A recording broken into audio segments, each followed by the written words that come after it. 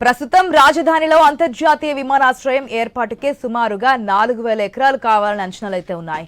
రాజధానికి ఒక పక్క సరిహద్దుగా నది ఉంది. దానిని దాటి వెళ్లరు. మంగళగిరి వైపు పాత బీటీ రోడ్డు వరకు ఇప్పటికే భూ సమీకరణ చేసేశారు. ఇక మిగతా రెండు వైపులా భూమిని సమీకరించే యోచనలైతే ప్రభుత్వం ఉంది. రాజధాని నిర్మాణానికి తుళ్లూరు, మంగళగిరి, తాడేపల్లి మండలాల్లోని 28 గ్రామాల పరిధిలో ల్యాండ్ పూలింగ్ లో 37,941 ఎకరాలు తీసుకోవాలన్న ప్రభుత్వ లక్ష్యం పెండింగ్ లో అయితే ఉంది. అయితే ఇంతవరకు 34,686 ఎకరాలను రైతులు స్వచ్ఛందంగా ఇచ్చారు. ఇంకా 3,252 ఎకరాలను సమీకరించాల్సి ఉంది. 2014 నుంచి 19 మధ్య జరిగిన భూ కేటాయింపులను సమీక్షించి వాటిలో కొన్ని సంస్థలకు కేటాయించడం కూడా జరిగింది.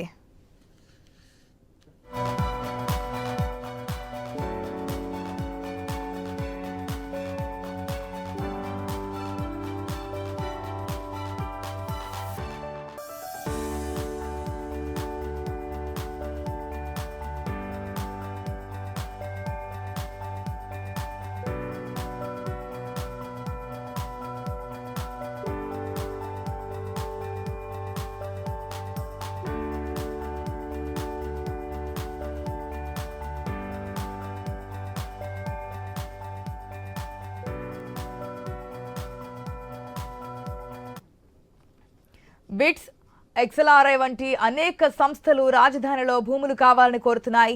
అలాగే భవిష్యత్తులో అమరావతి, విజయవాడ, గుంటూరు, మంగళగిరి, తెనాలి వంటి ప్రాంతాలను కలిపి ఒక మెగా సిటీగా అభివృద్ధి చేయాలన్న దీర్ఘకాలిక వ్యూహం కూడా ఉంది. ఇందులో భాగంగానే అమరావతికి ఇన్నర్ రింగ్ రోడ్డుతో పాటు ఔటర్ రింగ్ రోడ్డును నిర్మిస్తోంది. దీంతో రాజధానిలో భూముల కోసం మరింత డిమాండ్ పెరుగుతోంది. అందుకే మరొక 44,676 ఎకరాల భూ సమీకరణకు కసరత్తు చేస్తున్నట్లు తెలుస్తోంది. తుళ్లూరు, అమరావతి, తాటికొండ, మంగళగిరి మండలాల పరిధిలో ల్యాండ్ పూలింగ్ ఉంటుందని చెబుతున్నారు. తుళ్లూరు మండలంలోని హరిశ్చంద్రపురం, వడ్లమాను, పెద్దపరిమి గ్రామాల్లోని 9,919 ఎకరాలు, అమరావతి మండలంలోని వైకుంఠపురం, ఎండ్రాయి తదితర గ్రామాల్లోని 12,838 ఎకరాలు, తాటికొండ మండలంలోని తాటికొండ, కంతేరు గ్రామాల్లోని 16,463 ఎకరాలను భూ సమీకరణ ద్వారా సేకరిస్తారని తెలుస్తోంది. అయితే మంగళగిరిలోని కాజా గ్రామంలోని 4,492 ఎకరాలు ఈ లిస్టులో ఉన్నట్లుగా చెబుతున్నారు. ఇప్పటికే తీసుకున్న 34,689 ఎకరాలకు ఈ 44,676 ఎకరాలు కూడా తోడైతే అమరావతి ఒక మహానగరంగా మారుతుందన్న చర్చ సాగుతోంది.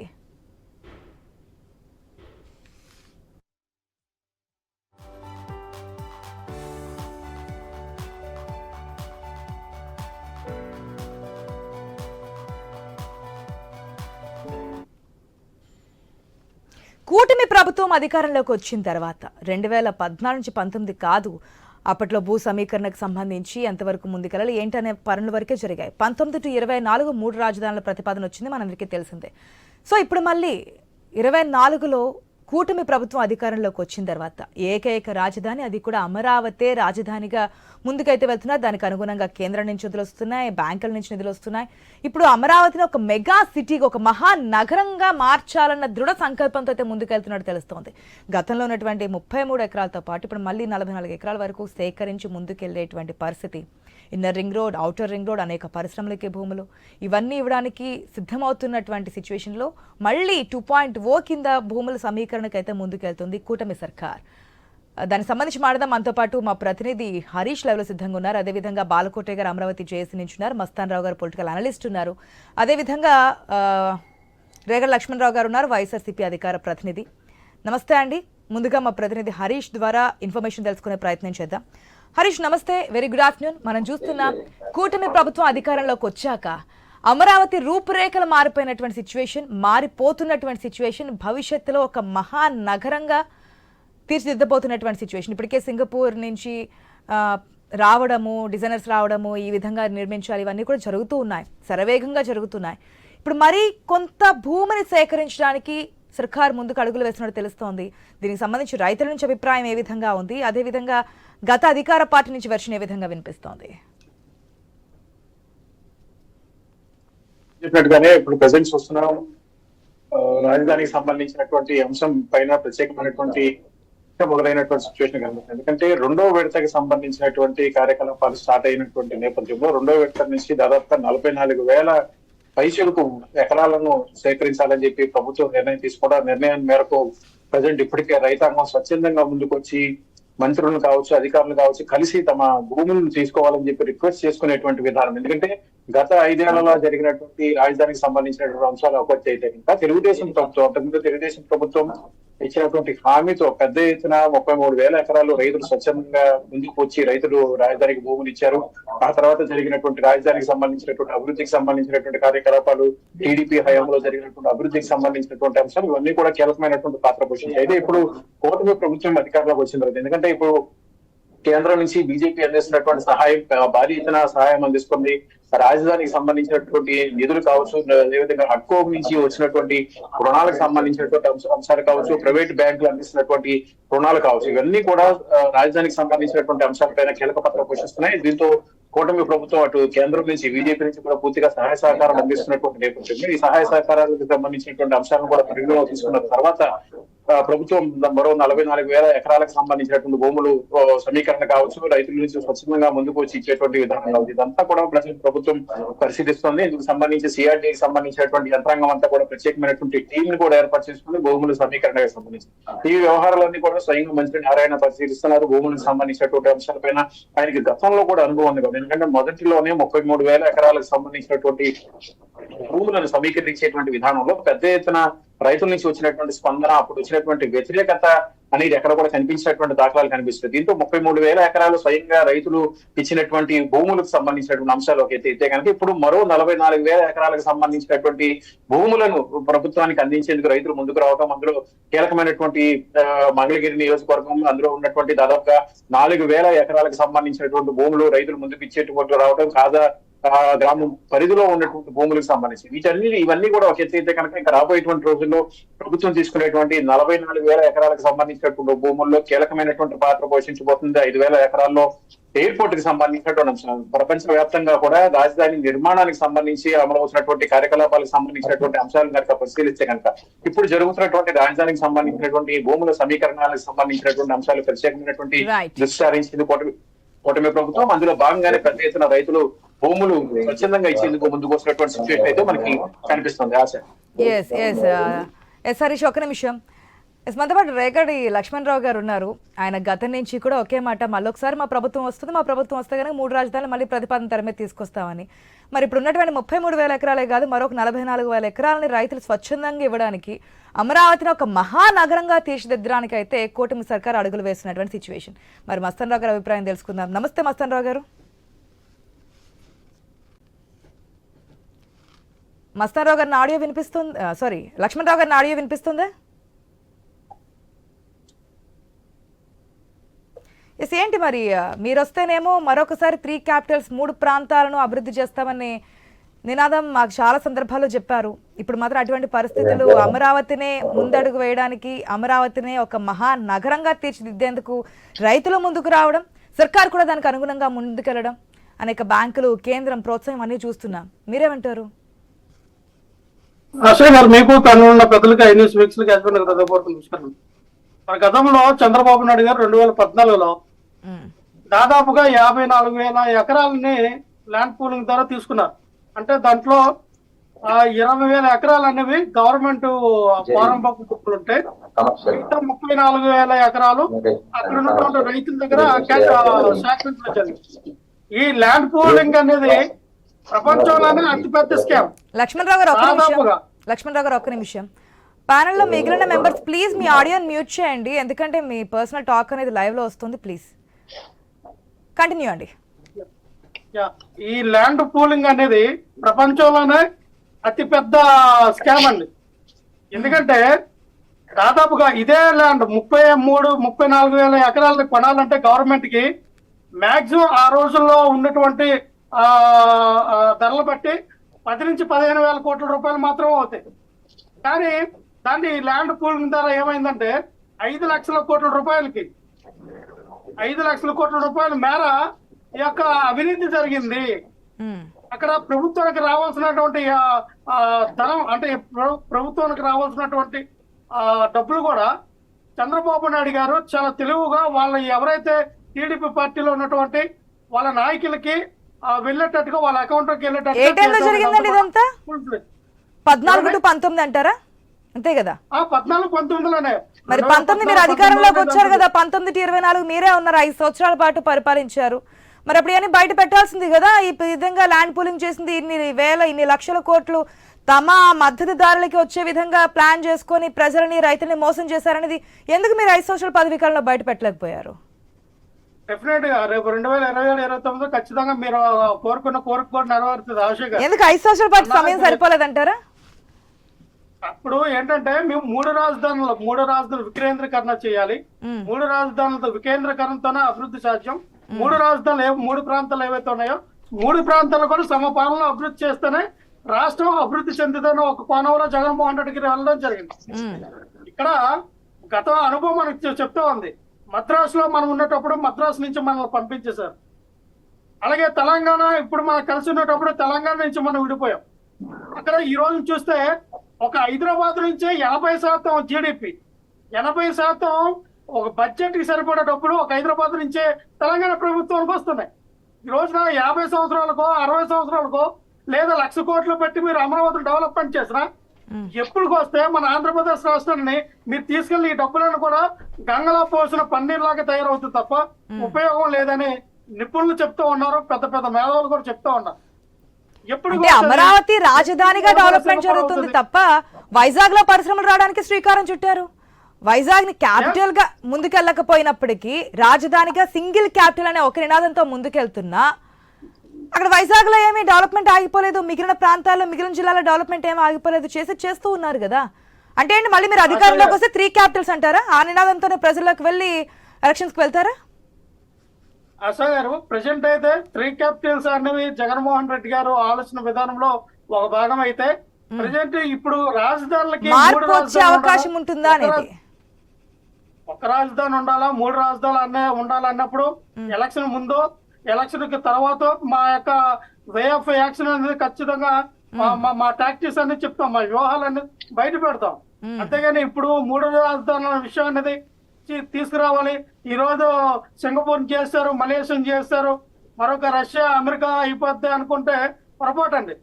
ఎందుకంటే మీ దగ్గర ఉన్నటువంటి 54,000 ఎకరాలనే ఇంతవరకు మీరు ఏ విధంగా వినియోగించాలో మీకు తెలియలా. కేవలం రేకుల సెట్లు కట్టారు అక్కడ. ఎందుకు పనికిరానటువంటి తాత్కాలిక భవనాలు రేకుల సెట్లు నిర్మించారు. 5 సంవత్సరాల పాటు పరిపాలన సాగించామంటారు మీరు, అంతే కదా? 54,000 కోట్ల రూపాయలు ఆశా గారు, 54,000 కోట్ల రూపాయలు ఇప్పటి వరకు కూడా ప్రపంచ బ్యాంకుల నుంచి తీసుకొచ్చేంత వరకు ఖర్చు పెట్టామంటా ఉన్నారు. 54,000 కోట్ల రూపాయలు ఖర్చు పెడితే రాజధాని రూపురేఖలేవండి, ఎక్కడండి మౌలిక సదుపాయాలు, ఎక్కడండి ఇన్ఫ్రాస్ట్రక్చర్ డెవలప్మెంట్, ఎలక్ట్రిసిటీ ఎక్కడండి, ఎక్కడండి డ్రైనేజీ, ఎక్కడంటే రోడ్లు ఎక్కడ కనబడుతుంది, ఎక్కడ 54,000 కోట్ల వెళ్ళారా మీరు అమరావతికి? లక్ష్మణరావు గారు, లక్ష్మణరావు గారు, ఒకటే సమయం తక్కువగా ఉంది కాబట్టి స్ట్రైట్ పాయింట్స్ మాట్లాడదాం. మీరు వెళ్ళారు ఈ మధ్యకాలంలో అమరావతికి? ఏం జరుగుతుంది ఏంటి? మీ ప్రభుత్వం ఉన్నప్పటికీ ఈ ప్రభుత్వం ఉన్నప్పటికీ తేడా, ఆ చెట్లు ఇవన్నీ లేకుండా కొంచెం సిటీ కింద కనిపించడం కానీ, ఆ రోడ్లు కనిపించడం కానీ ఇవేమన్నా కనిపించాయా? లేదు, ఒక అడవి కిందే ఉందా? అదే అడవిని క్లియరెన్స్ చేయడానికి 100 కోట్లు ఖర్చు పెట్టారంటండి. 100 కోట్లు ఖర్చు అవుతాయండి అడవి క్లియరెన్స్ చేయడానికి? ఏమో అది ఏ స్థాయిలో ఉంది. ఉన్నటువంటి చెట్లు క్లియరెన్స్ చేయడానికి 100 కోట్లు ఖర్చు పెట్టారంటే వాళ్ళు ఏ రకంగా కమిషన్లు తిన్నారో, ఏ రకంగా ప్రజాధనాన్ని వృధా చేస్తున్నారో అర్థమవుతాం. మీరు క్లియరెన్స్ చేసిన మీరు క్లియరెన్స్ చేసిన ఆశా గారు వినాలా, ఎక్కడైతే మీరు క్లియరెన్స్ చేశారో జంగిల్ దగ్గర మీరు ఏం కట్టడాలు కట్టారు, ఏ అభివృద్ధి చేశారు? మళ్ళీ వర్షాలు రేపు మే నెలలో, రేపు జూన్ నెలలో, జూలై నెలలో వర్షాలు పడతాయి, మళ్ళీ సేమ్ అదే ప్లేస్ లో ఏవో మొక్కలు వస్తాయి, అవే జంగిల్ ఏర్పడతాయి. ఎక్కడైనా అంతేగా. అంటే మీరున్నటువంటి 5 సంవత్సరాలు ఏ విధంగా ఉంది, ఇప్పుడు అదే విధంగా ఉంది అంటున్నారు. వైజాగ్ డెవలప్ చేయడం మీకు 5 సంవత్సరాల్లో ఎంత ఖర్చు పెట్టారో, రిషికొండ ప్యాలెస్ కూడా దాని గురించి కూడా వస్తే డిస్కషన్స్. ఒక నిమిషం, మనం ఇప్పుడు ప్రెసెంట్ అమరావతి గురించి మాట్లాడుతున్నాం కాబట్టి డిబేట్ కాదలుచుకోవట్లేదు. ప్యానల్ ఇంకిద్దరు ఉన్నారు, ప్లీజ్ లక్ష్మణరావు గారు వెయిట్ అండి, 10 seconds కంక్లూడ్ చేయండి. లేదంటే 5,000 ఎకరాల్లో 5,000 కోట్లు పెట్టి అంతర్జాతీయ విమానాశ్రయం దేనికండి? అంతర్జాతీయ ఆ బస్ స్టాండ్ అంట, అంతర్జాతీయ రైల్వే స్టేషన్ అంట. ఉమ్. దేనికంటే ఇవన్నీ నాకు అర్థం కావట్లా. అవసరం లేదంటారా డెవలప్మెంట్ కి? ఇన్నర్ రింగ్ రోడ్ అన్నారు. ఇన్నర్ రింగ్ రోడ్ ఎంతవరకు కంప్లీట్ అవ్వాలా? మెట్రో రైల్ కి ఎంతవరకు మార్గాలు, ఎంతవరకు ఎక్కడ మెట్రో రైల్ కి ఎక్కడ అధికారంలోకి ఎన్ని సంవత్సరాలు అయిపోయింది లక్ష్మణ్ రావు గారు? నాకు అర్థం కావట్లే. అధికారంలోకి వచ్చి ఇంకా పట్టు మన సంవత్సరం కూడా పూర్తి కాలే కదా. ఒక నిర్మాణం స్టార్ట్ చేసినా ఎంత టైం పడుతుంది? ఒక నిమిషం లక్ష్మణ్ రావు గారు. బాలకోటే గారు మనతో పాటు ఫోన్ లైన్ సిద్ధంగా ఉన్నారు. గుడ్ ఆఫ్టర్నూన్ బాలకోటే గారు. సంపూర్ణమైన ఆరోగ్యం ఇచ్చే వినాలి. బాలకోటే గారు గుడ్ ఆఫ్టర్నూన్ అండి. ఒక నిమిషం లక్ష్మణ్ రావు గారు ప్లీజ్. లక్ష్మణ్ రావు గారు ప్లీజ్. Good morning. ఎస్ బాలకోటే గారు, ఒక మెగా సిటీ, ఒక మహానగరంగా తీర్చిదిద్దడానికి అయితే ముందడుగులు పడుతున్నాయి. రైతులు అప్పటి నుంచి ఇప్పటి వరకు ఒక నమ్మకంతో అయితే ముందుకు వెళ్తున్నారు. ఇప్పుడు మరికొన్ని భూములు తీసుకొని ఏ విధంగా ముందుకెళ్తారు ఏంటనేది మీ నమ్మకం ఎంతవరకు ఉంది? ఆశా గారు నమస్తే. నా కాళ్ళు రాకపోతే ఏడుకొండల స్వామి కొండ వరకు దేక్కుంటూ వస్తానంట ఒక భక్తుడు. ప్రజా రాజధాని అమరావతి విషయం మీద వైసీపీకి మాట్లాడే నైతిక అర్హత లేదు. మీరు అమరావతిలో రేకుల షెడ్ ఉంది, రేకుల షెడ్ కట్టారు, ఒక్క రేకుల షెడ్ చూపించండి. అంటే ఏదో అమరావతిని దూషిస్తే లాభం చేకూరుద్దని భావించడమే ఒక పరమ దుర్మార్గమైన అంశం. ఇప్పటికే 3 రాజధానులు అనే మాట ఏ వైసీపీ నోట విన్నా కూడా అదొక బూతు పదంలాగా మారిపోయింది. మొన్న బొత్స సత్యనారాయణ గారు చెప్పారు, మేము 3 రాజధానుల మీద మా పార్టీ అధినేత సమీక్షించుకుంటున్నాడని మాట మాట్లాడితే అవగాహన కూడా లేకుండా మాట్లాడుతున్నారు. అంటే నేను ఏమంటానంటే మేడం, మీరు ఇప్పుడు చెప్పినట్టుగా ఏదో నిర్మాణాలంటే అబ్రకదబ్ర మంత్రాంగమే ఉండదు. ఒక రైల్వే లైన్ అంటే మంత్రం పెట్టి రైల్వే లైన్ రావు, కన్స్ట్రక్షన్ రావు. రాజధాని అనేది ఒకటి ఏర్పడింది, దానిలో ప్రభుత్వం చేయాల్సిన పనుల్ని చేస్తుంది, కష్టపడుతుంది. ఇప్పుడు 100 కోట్ల రూపాయలు అమరావతి నడకడానికి ఖర్చు పెట్టారని వైసీపీ నాయకులు చెప్తున్నారు. అంటే 100 కోట్ల రూపాయలు అడవిని పెంచారా మీరు? అంటే ఇదా మీరు చేసింది 5 ఏళ్ళు? ఇప్పుడు సిగ్గుపడుద్దా? సిగ్గుపడాలా? అడవిని పెంచడం అసలు అమరావతిలో జగన్మోహన్ రెడ్డి గారి తాడేపల్లి ఎంత దగ్గర లేని అడవి అమరావతిలో ఎందుకుంది? మరి ఆ ఇంట్లో పెంచుకోవచ్చు కదా. ఎందుకంటే అమరావతి అంటేనే రాళ్ళు వేసేద్దాం, అక్కడ ఏదో జరిగి, అది రాష్ట్ర రాజధానిగా భావించాలి. చంద్రబాబు నాయుడు గారి రాజధాని కాదు, జగన్మోహన్ రెడ్డి గారి రాజధాని కాదు, పవన్ కళ్యాణ్ గారి రాజధాని కాదు, లోకేష్ గారి రాజధాని కాదు. అది రైతుల రాజధాని. ఓ రాజధాని ఉండాలి, ఆ ప్రక్రియ జరుగుతుంది. అందుకని మీరు రాజధాని గురించి వదిలేసి రాజకీయాలు మాట్లాడుకోండి, తప్పులేదు.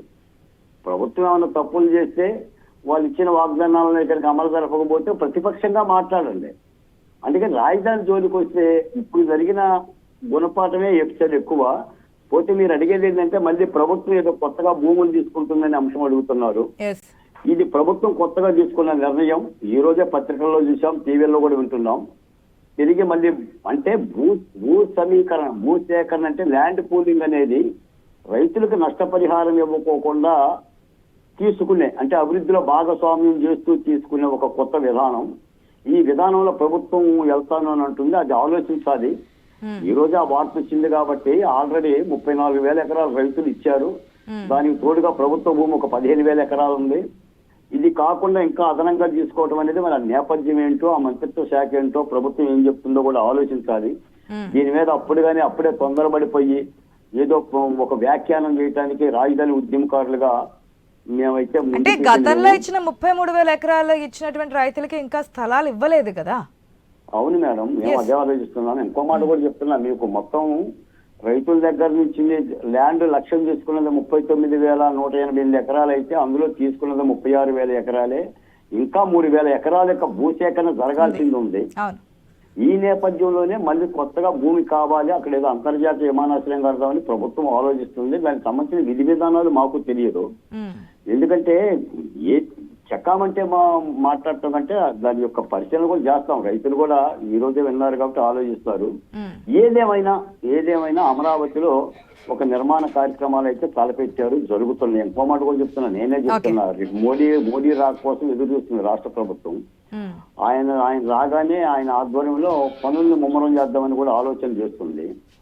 అంటే సత్సంకల్పంతో చేస్తున్న పనే తప్ప విఘాతంగా ఒకవేళ రైతులతో కూర్చొని మాట్లాడి విధి విధానాల గురించి చర్చించి రైతులకు ఏ విధంగా న్యాయం చేస్తారు చెప్పిన తర్వాత అయితే ఆల్రెడీ స్వచ్ఛందంగా రైతులు అడుగుతున్నారు కాబట్టి ముందుకెళ్లే ఛాన్సెస్ అయితే ఉన్నాయి. అలాంటి ఆలోచన చేస్తుంది ప్రభుత్వాన్ని కూడా అనుకుంటున్నాం మేము కూడా. ఎందుకంటే రైతులకు చెప్పకుండా రైతులకు తెలియకుండా కూడా అలా ముందుకు పోదని భావిస్తున్నాం. ఓకే, ఎస్ మస్తాన్ రావు గారు, అమరావతి గురించి మాట్లాడాలంటే మనం ఫస్ట్ నుంచి మాట్లాడాలి కానీ సమయం తక్కువగా ఉంది కాబట్టి ఇప్పుడు వ్యతిరేకిస్తున్నటువంటి వైఎస్ఆర్సీపీ ఆనాడు అసెంబ్లీలో అంగీకరించి ఇన్ని వేల ఎకరాలు ఉండాలి భూమి అని చెప్పినటువంటి సందర్భాలు మనం చూస్తున్నాం. కానీ ఇప్పుడు పరిస్థితులు చూస్తే భిన్నంగా కనిపిస్తున్నాయి. మరొకసారి ల్యాండ్ పూలింగ్ అంటుంది సర్కార్. దానికి రైతులు స్వచ్ఛందంగా రావడం, వివిధ సంస్థలు కూడా వచ్చి మాకు ఇక్కడ భూములు కావాలని చెప్పి కోరుకోవడం, అమరావతి రూపురేఖలు మార్చడం అనేది క్లియర్ కట్గా కనిపిస్తుంది సర్కార్ ఉద్దేశం. మరొకసారి పొరపాట్లు జరగకుండా, రాజధాని విషయాల్లో నిర్ణయాలు మారకుండా దృఢంగా ఉండేటట్టయితే నిర్ణయాలు తీసుకున్నట్టు తెలుస్తోంది. ఈ సెకండ్ టైం ల్యాండ్ పూలింగ్ సంబంధించి ఏ విధంగా ఉండబోతుంది, కరెక్ట్ అండ్ డెసిషన్ అంటారా? గుడ్ ఆఫ్టర్నూన్ అండి. ఆశా గారు, లక్ష్మణరావు గారు, బాలకోటయ్య గారు, హరీష్ గారికి. ఇప్పుడు ఈ అమరావతికి సంబంధించి అంటే వేరే వాళ్ళు డిస్టర్బ్ చేయకుండా ఉంటే కంప్లీట్ చేస్తుంది టైం మీద అన్నారు కాబట్టి యాక్చువల్ గా 37,000 ఎకరాల ల్యాండ్ గురించి అప్పట్లో రైతులందరూ కూడా ముందుకు వచ్చిన పరిస్థితి. అయితే కొంతమంది ఈ తాడేపల్లి ఎక్కడైతే కొద్దిగా ల్యాండ్ ఎక్కువగా ఖరీదు ఉంటుందో వాళ్ళ రైతులు కూడా వ్యతిరేకించిన పరిస్థితి ఉన్నారు. పవన్ కళ్యాణ్ లాంటి వాళ్ళు కూడా ఆ రైతుకు న్యాయం చేయాలని అప్పట్లో ఆయన రైతులతో సమావేశాలు కూడా నిర్వహించిన పరిస్థితి. అయితే అప్పట్లో చంద్రబాబు నాయుడు గారు అయితే అకుంఠిత దీక్షతో అమరావతిని ఎట్లాగైనా నిర్మించాలి, ఒక ఆంధ్రప్రదేశ్ కి ఒక రాజధాని అనేది ఖచ్చితంగా ఉండాలనే ధ్యేయంతో అప్పుడు నరేంద్ర మోడీ గారిని, కేసీఆర్ గారిని అందరినీ శంకుస్థాపన చేశారు. అది బాగానే నడుస్తున్న నేపథ్యంలో చాలా వాటికి కొన్ని వేల కోట్ల రూపాయలు ఖర్చు పెట్టి రోడ్స్ నిర్మించారు. అదేవిధంగా భవనాలు, హైకోర్టు జడ్జిలకు కావచ్చు, మంత్రులకు కావచ్చు, ఎమ్మెల్యేలకు కావచ్చు, వాళ్ళందరికీ కూడా భవనాలు నిర్మించారు. అదేవిధంగా తాత్కాలిక భవనాలను పెట్టాలంటే ఆయన చంద్రబాబు నాయుడు గారు చేసేటప్పుడు తాత్కాలికంగా అసెంబ్లీ తాత్కాలిక సచివాలయం కాకుండా పర్మనెంట్గా కట్టేసిపోయింది. సో దానివల్ల అప్పట్లో జగన్మోహన్ రెడ్డి గారు కూడా ఖచ్చితంగా ఆయన అంగీకరించారు. దానిలో ఆయన తర్వాత మాట మార్చారు అనేది వాస్తవం. ఆయన అసెంబ్లీలోనే ఆయన మేము అనుకూలంగా ఉన్నామని చెప్తారు, ఏమాత్రం వ్యతిరేకించలేదు. ఇంకోటి కూడా చెప్తారు, ఇప్పుడున్న రోజా గారు కానీ, పేరు నాని గారు కానీ మీరందరూ దుష్ప్రచారం చేస్తా ఉన్నారు, జగన్మోహన్ రెడ్డి గారు ఇల్లు కూడా ఎక్కువ తప్పుకుంటున్నారు, ఎట్టి పరిస్థితుల్లో అమరావతిని ఇక్కడి నుంచి తరలించేది లేదనేది కూడా పదే పదే వాళ్ళందరూ అంటే 3 Capitals one of the capital కదా అని చెప్పారు. కానీ ఇప్పుడు మళ్ళీ సెకండ్ టైం భూములు తీసుకోవడం వల్ల ఎంతవరకు? అదే నేను చెప్తున్నాను మేడం. యాక్చువల్ గా అది ఒక్క నిమిషం కంప్లీట్ చేస్తాను. యాక్చువల్ గా ఏంటంటే అప్పుడు ఏదైతే 37,000 ఎకరాలు అనుకున్నారో 34,000 ఎకరాలకు సంబంధించిన రైతులకి మెట్ట భూములకి అయితేనేమో 1000 గజాలు డెవలప్ చేసింది, 250 గజాల కమర్షియల్, అదేవిధంగా జరీబు భూములకి అయితేనేమో 1000 గజాలు నివాస దానికి సంబంధించి 450 గజాలు కమర్షియల్ గా డెవలప్ చేసి ఇవ్వాలి. అయితే జగన్మోహన్ రెడ్డి గారు అదంతా పక్కన పెట్టేసేసి ఆ రైతులకి ఇవ్వకుండా ఏమాత్రం అక్కడ నిధులు కూడా ఖర్చు పెట్టకుండా, పైగా చిత్రం ఏంటంటే రోడ్లు కూడా తవ్వుకెళ్ళిపోయారండి. అక్కడ రోడ్లు కూడా తవ్వుకెళ్ళిపోయి పోలీస్ స్టేషన్ లో కేసులు, నాకు తెలిసి ఎక్కడ దేశంలో కానీ ఎక్కడ వేరే చోట ఉండదు. రోడ్లు తవ్వుకెళ్ళిపోతే నిర్మించిన రోడ్లను తవ్వుకెళ్ళిన దొంగతనం చేసిన పరిస్థితి కూడా ఇక్కడ ఉన్నాయి, కేసులు నమోదని. అది చాలా విచిత్రంగా ఉంది. సో ఆ విధమైన పరిస్థితి. రెండోది ఏంటంటే ఇప్పటికే అక్కడ కౌలు ఇస్తా ఉన్నారు. అదేవిధంగా వ్యవసాయ కూలీలు గత 10 సంవత్సరాలుగా వాళ్ళందరూ కూడా ఉపాధి కోల్పోయారు, వాళ్ళందరికీ 2,800 పెన్షన్ ఇస్తా ఉన్నారు. ఇవన్నీ కూడా చేసుకుంటూ వస్తున్న నేపథ్యంలో వైఎస్ఆర్సీపీ ప్రభుత్వం వచ్చిన తర్వాత 3 రాజధానులు అనేది కొత్త పల్లవి అందుకొని వైజాగ్ రాజధాని చేశారు. అయితే ఇప్పుడు ఏంటంటే అక్కడ మనం ఏదైతే సేకరించిన 34,000 ఎకరాల్లో అన్ని సంస్థలు ముందుకు వస్తా ఉంది. కేంద్ర ప్రభుత్వ సంస్థలు కావచ్చు, ప్రైవేట్ సంస్థలు కావచ్చు, విద్యా సంస్థలు కావచ్చు. అదేవిధంగా అక్కడ ఎందుకంటే రోడ్డు కనెక్టివిటీ, ఎయిర్ కనెక్టివిటీ, రైలు కనెక్టివిటీ ఉన్నప్పుడే రాజధాని అనేది డెవలప్. సో అందుకని ఆయన గ్రీన్ఫీల్డ్ ఎయిర్పోర్ట్ 4,000 ఎకరాల్లో కనీసం అక్కడ పెట్టాలనేది ఆలోచన చేశారు. అదేవిధంగా రైల్వే లైన్ కూడా కొన్ని వందల.